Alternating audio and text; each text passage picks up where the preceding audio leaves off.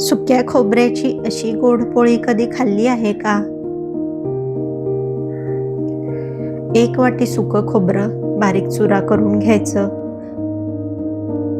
अर्धी वाटी पिठी साखर. पिठी साखरेचं प्रमाण तुम्ही तुमच्या आवडीनुसार कमी जास्त करू शकता. थोडंसं जायफळ खिसून घालायचं. सगळं चांगलं मिक्स करून घ्यायचं.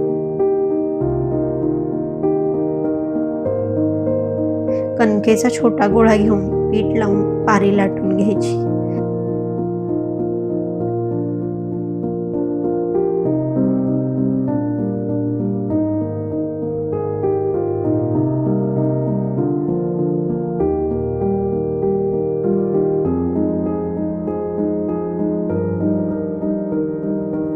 केलेलं सारण भरून तोंड व्यवस्थित बंद करून घ्यायचं.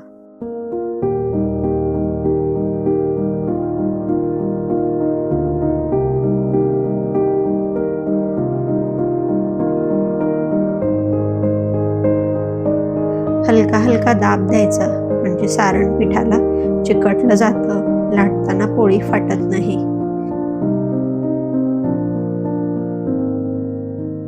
पीठ लावून पोळी लाटून घ्यायची. पोळी थोडीशी जाडच लाटायची.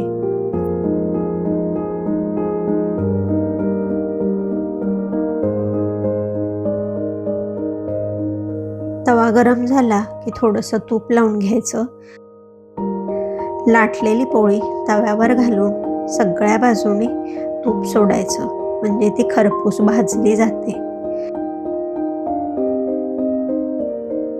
बाजू उलटून गरजेनुसार तूप लावून दोन्ही बाजू मध्ये मध्ये उलटून चांगल्या खमंग भाजून घ्यायच्या.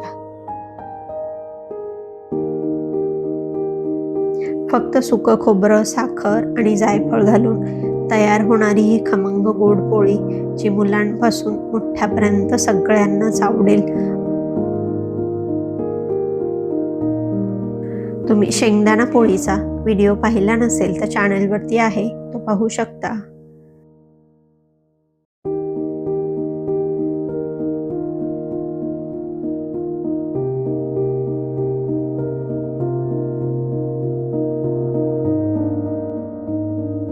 तुम्ही ही पोळी करून नक्की बघा आणि कशी झाली ती कमेंटमध्ये सांगायला विसरू नका.